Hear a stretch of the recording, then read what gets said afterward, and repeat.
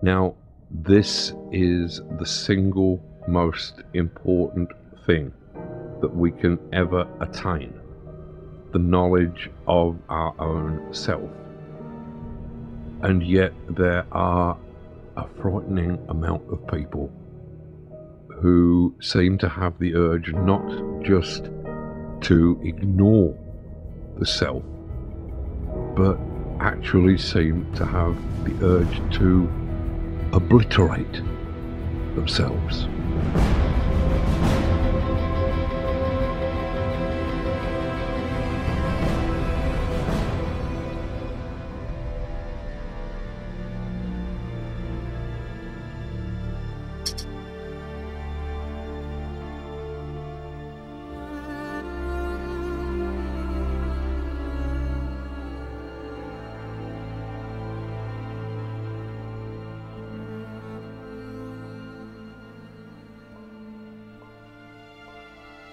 There are two parts to the mind that are completely different than one another, yet they work together. We confuse them, we tie them together, and yet they represent two entities working in two different fashions.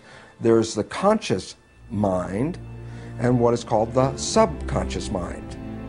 Now, here's what it's very important, people have to know this, okay, and here's what it is. The conscious mind is our creative mind that is connected to our personal identity and our spiritual selves. That makes us all unique. Each of us has our own personal conscious mind. But what becomes very significant is this, is the subconscious mind is equivalent to a tape player. It's exactly what it is. It records experiences and then plays them back. And so now let's take a look and say, well, wait, there's a thinking mind, and then there's a tape player mind. And what's different about them is very profound. So let's talk about two fundamental differences first. The tape player, the subconscious mind, as an information processor, as the equivalent of a computer, is 1,000,000 times more powerful an information processor than is the conscious mind. So when you look at the power between the conscious and subconscious is 1,000,000 times more powerful. Number two, on a day-by-day basis, the subconscious mind runs our biology about 95 to 99% of the time. So while you're having all these wonderful thoughts, that's not the conscious mind's not running the show, it's the subconscious mind. Then comes the issue is, well, the subconscious mind got programs in it. Yes, and the subconscious mind is not evil or good. The subconscious mind is a tape player. As much as you can say, okay, here's a tape player, it's good or bad. The tape player's not good or bad. The programs can be good, and the programs can be bad. So blaming the subconscious mind as a negative thing, that's the first mistake. It's a tape player. The programs that we got, that's the source of the problems that most of us face. And these programs could limit our abilities and take away our powers, which essentially they do.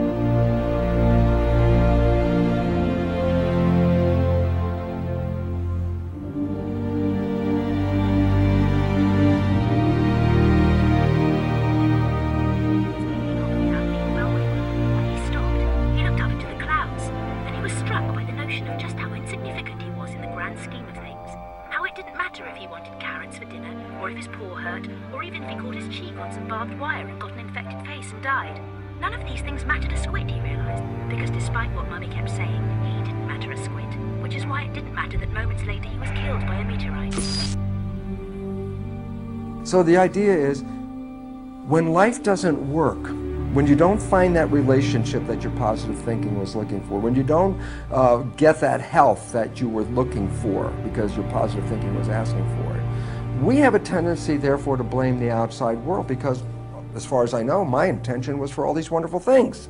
And when I don't get it, it can't be me because I have all these wonderful positive intentions.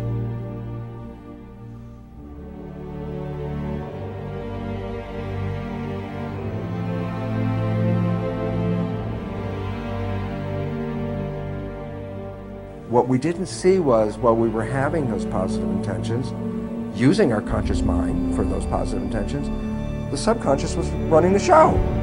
And we didn't see that we generally sabotage and destroy or limit our own lives with behaviors that are not supporting us. And why this is important is because then we all generally cop the attitude that there are forces outside of me that control my life, and I am a victim of this world, and I can't do anything about it as a victim. And as soon as you buy that, you are a victim. With our emotions, with our intentions, we can directly influence our environment, our space. Of course, this idea is absolutely new. That's why it has a lot of criticism still. It has a very important message for all of us, because we demonstrated that positive emotions, they have very strong influence. But the same and even more strong influence has negative emotions. But in one case, energy comes up, in another case, comes down. So it means that if we are developing in ourselves ability to create love, to create positive emotions, we change space around ourselves.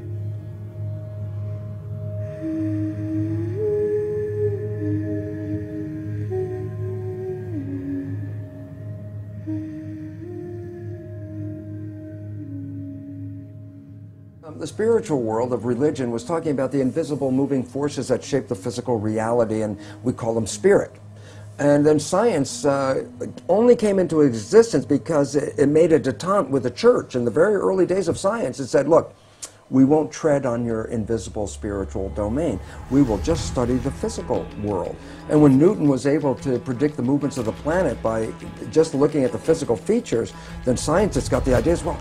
If you can understand how the universe operates by just studying the material world, we don't need that invisible stuff. But in 1925, Newtonian physics was incorporated, subsumed by a bigger physics called quantum physics. And quantum physics emphasizes the universe is made out of energy, it's not made out of matter. And then I say, well, what does the quantum physicists call this energy that the universe is made out of? I say, well, they call it the field. I said, what's the definition of the field? I love this. Invisible moving forces that influence the physical world. I go, my goodness, that's the same definition as spiritual is used for spirit. I go, yes, quantum physics, emphasizing the invisible field as primary to the physical world, is essentially reiterating the statement of the spiritual people who talked about the invisible forces shaping our physical existence. And so, by definition, science, the new science of quantum physics, is bringing us back into alignment with the spiritual reality.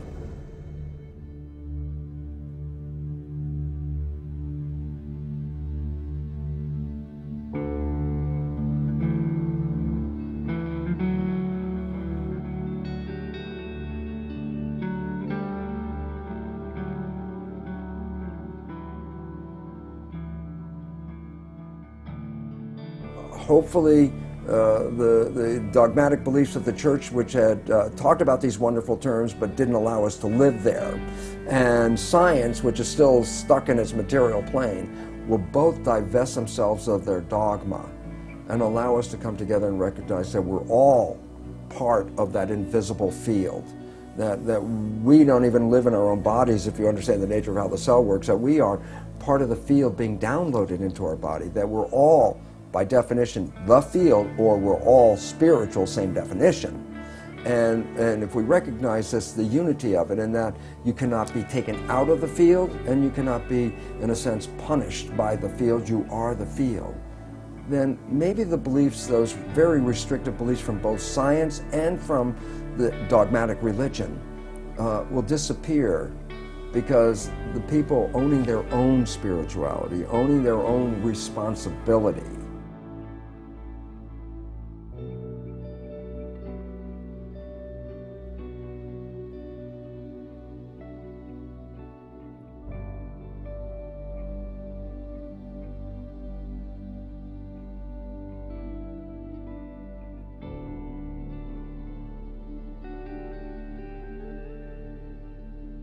go out and talk to the average person anywhere in the world and say, if you could create a world, what would you like? Oh, I'd like a world where there's peace and harmony, and I'd like some food and a job. And I go, isn't it amazing how everywhere you go in the world, virtually the entire population has the same belief?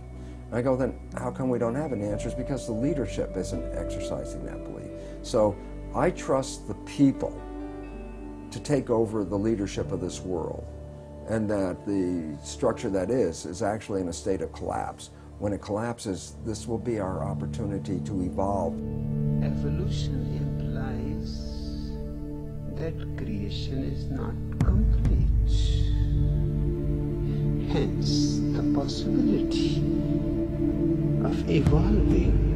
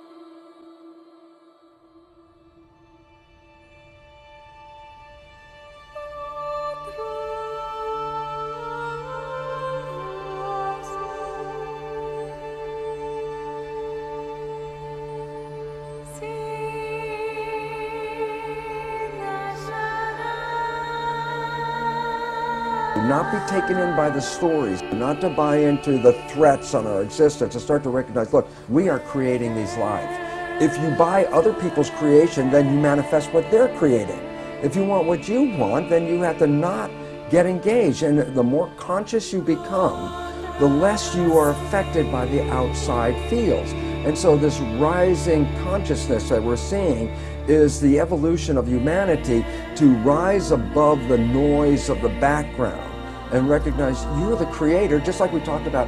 If you can create a honeymoon for yourself while you're in love, and everyone started to create a honeymoon for themselves, then all of a sudden the concept of war and violence would disappear, because if everybody's in love and everybody's in harmony and everybody's so excited by being here, then the competition and violence that we live by because of today's beliefs would disappear.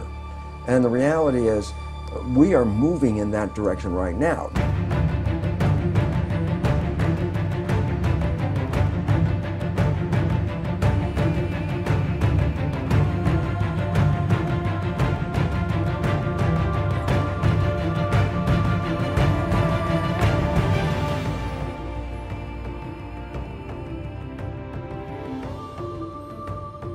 And I think we're really approaching that with 2012, and I think that is a very auspicious beginning, because it's not a mystical thing. It's really a change in the energy fields of the Earth, because the Earth is changing its position in relationship to the Milky Way.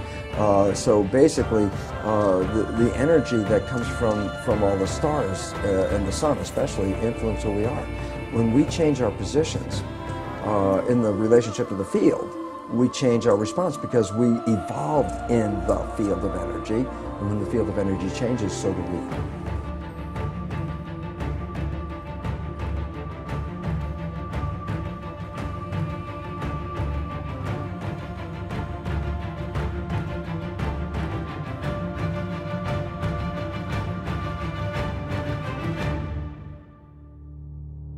I don't know the future. I didn't come here to tell you how this is going to end. I came here to tell you how it's going to begin. Unad Production.